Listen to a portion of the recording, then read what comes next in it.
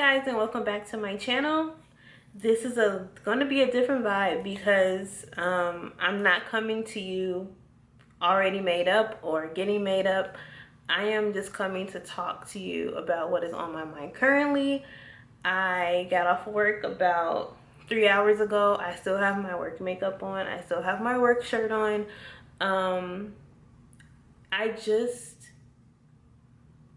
don't feel it necessary to be perfect on camera. And so what made me want to do this video is just life, life. I remember I was on the train on my way to work and living in Chicago. On the train on my way to work, I worked up north in Lincoln Park. And I felt God tell me that he wants me to write a book about faith. And I had been feeling that in my spirit for a while, but I just put it to the side because I didn't believe in myself. I didn't believe that anyone would listen to me talk about faith. I am a big person of faith and really try to exercise my faith often, and faith is really important to me. And so it made me happy, like 20%, that God wanted me to write a book about faith. But the other 80% was like, what? God, no. One, no one's gonna listen to me talk about faith. Two, I didn't believe in myself. And I'll do a separate video about, self-esteem and just believing in yourself. I'll do a separate video, but I lack that. I lack that self-esteem, and we sometimes think that self-esteem is only dealing with your physical appearance, but that's not the only thing that we should, focus on when we're talking about self-esteem. And it shouldn't just be like a quick lesson on inner beauty. No, it needs to be bigger. But like I said, I'm going to talk about that on a separate video. This video is about, I don't know, just what's on my mind, and that's not what I want to talk about right now. But anywho, so back to the story. I'm on a train. God's like, write a book about faith. He's been telling me that for like a while, but I put it in the back of my mind like, yeah, he's not talking to me. And so I'm on a train, and oftentimes when God is speaking to me, I used to think that it would be like an audible voice or like a still small voice, like how people would describe it normally. But how God talks to you is how he's going to talk to you, and you need to discover that on your own. There is no book to read on how to hear his voice. No, you just have to believe and have faith that he's talking to you, and you'll know. So how God speaks to me often is in my thoughts, and they're not my thoughts because I go against them like a conversation, and it feels very like back and forth. So I know that God's speaking to me. And so I'm on a train. Randomly the thought came up into my mind, write a book about faith. I'm like, God, no one's gonna read my book about faith. I'm not even living a life where people would be like, what are you doing? I need to do that, because look at your life. Look how great it is. No one's gonna look at me and say, Monet, what is your secret? I need to know your secret. And that's what I felt like needs to happen in order for someone to want to say, I'm going to purchase that woman's book about faith because look at where it has got her in her life. And at that time, I didn't feel that way. And I'm like, God, no. No one's going to read a book about faith written by me. And he was like, I'm going to give you something to write about. And I was like, that shut me up. I was like, okay, God, well, I trust you that if you want me to write a book about faith, then, and then you tell me that you're going to give me something to write about, then okay. I mean, I'm all for it. If this is what you want for me, I'm all for it. And that was, I think, the same year that I moved to California. And I did a little series on faith to faith, meaning like how I went from one situation to the next when I first moved here, and I stopped at when I got a job. And it's so funny to me that I stopped there because the next situation was me moving into my apartment. And that part really, really, really, really grew my faith to the point where I look back and like remembering all the tears, sweat, sleepless nights, stress that went into that process. I'm like, wow, God, I really activated some faith there. Like, I could have given up. I could have been like, you know what? No. But I stuck in there. And so it's so funny that something happened around the time when I was filming that series where I stopped. And that, I feel like I need to keep going. So I will, you know, make a video about self-esteem and how it has affected me. Low self-esteem and how it has affected me. Sorry. A video. I'm going to continue the series about faith to faith, and I have more, you know, video ideas that I have coming. And so basically, I sit here and I'm like, God, I know what you're talking about. I know what you meant by I'm going to give you something to write about. And, you know, this is coming to me right now, and my freaking eyes are getting watery.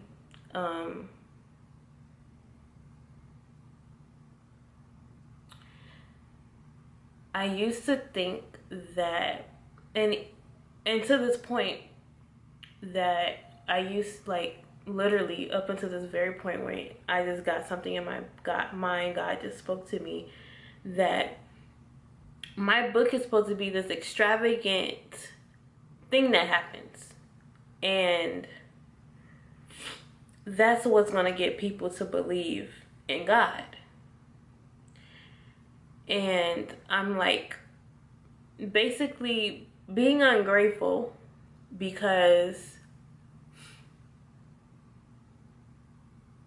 God has literally taken me from point A to point B seamlessly. Like, yes, of course, I've dealt with things that hurt me, broke me, bent me, not broke me. But I still have the victory in the end. I still have the victory in the end. And maybe it's not going to be this grand thing that God does for me to get people to believe in him. Maybe it's just my day-to-day, quote-unquote, basic faith. I don't think it's basic. But in this instance, maybe it's my basic faith, my day-to-day faith that I have that is going to get people to believe in God and trust him and to have faith and hope. Because that is what's going to get us to our ending, which is to live eternally with him. It's going day to day, believing that he's going to get us through. And I'm not talking about struggling day to day, going paycheck to paycheck. No, I'm not talking about that. I'm talking about practical faith. And how God knows that we have needs. And we have to believe that he's going to supply everything that we need. And so maybe I feel that in my spirit that my book is going to show everyday people how to have faith, how to believe for your next thing, how to keep going even when it looks like it's not going to work out.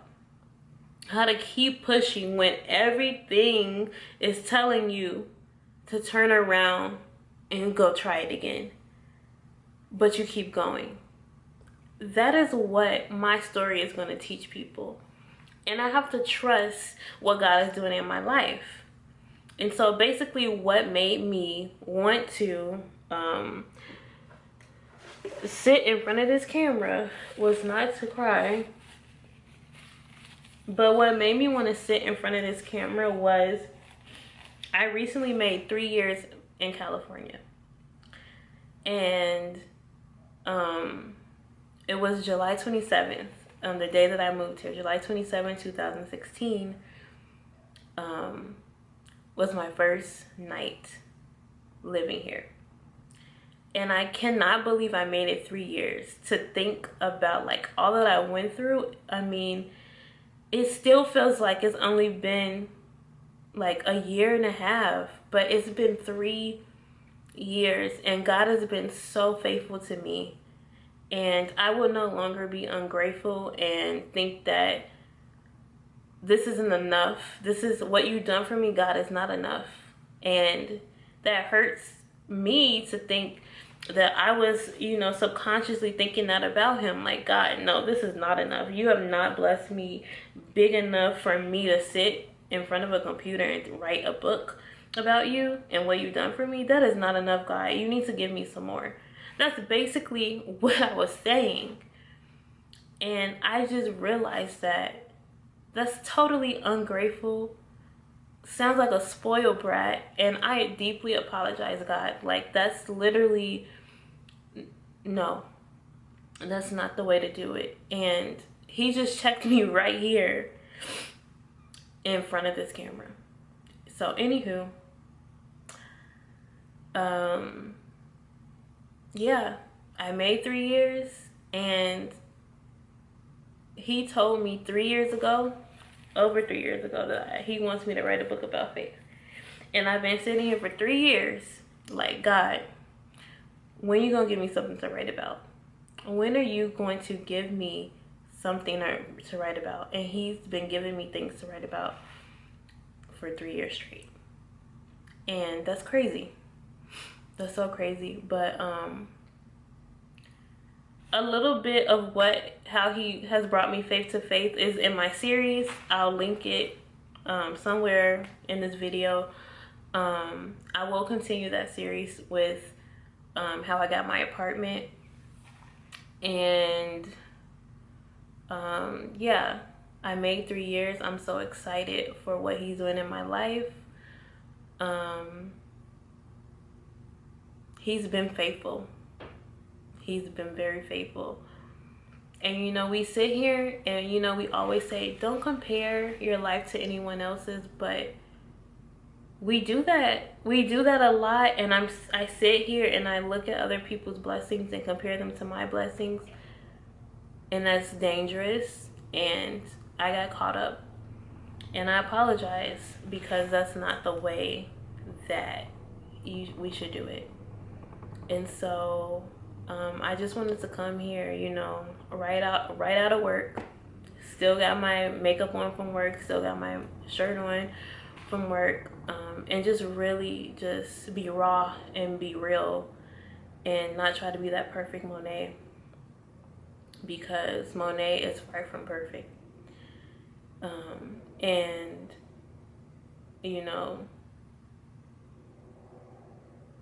I have a lot to talk about. And with me growing and learning myself, and really when God has you alone, he has you alone for a reason. And because I've been alone for 3 years, like I have friends, I have a few friends here who I'm really close with, so don't get me wrong, and I don't want them to think that anything, like I'm not close with them, of course. But for the most part, I'm not back at home in Chicago with my whole big family, with all my siblings, my parents, my grandparents, all my friends. Like, it's not the same. Majority of the time, I'm alone. And so during that alone time, God speaks to me a lot, and when I'm around other people, I can't hear his voice. I'm distracted. But when he has me secluded, it's literally me and him. And he has revealed, he has held a mirror up to my face. Like, I ask him to search my heart for things that are not like him. Reveal to me things that, you know, that are not like you, Lord. Like, show me things that I need to work on. I've since being here, I'm more of like a person who wants to really make sure that I'm living the way that I'm supposed to. And he has really revealed to me things that, you know, deep-rooted things and reasons why I'm the way I am. And it's just crazy. And so I'm thankful that he has secluded me and that he's been working on me so much, because I know that it will be beneficial for my future and for the legacy that I will leave. And so that's really all that I have to say. And I rambled literally on for enough. And so I thank you for getting this far in the video and for listening to me. And you know, if you experience anything like this, hit me up. It's just beautiful to evolve and to learn and to grow. And I can't imagine, you know, being this person if I was back in Chicago. Like, everything happens for a reason, and I was brought here to grow more and to expand and to learn. So I'm very thankful for what he has done for me. I will no longer be ungrateful for what he's done and looking for something big just to be able to brag about it, mask and look what God has done for me, you know, like, no. So I thank you guys for watching, and be looking out for my other videos.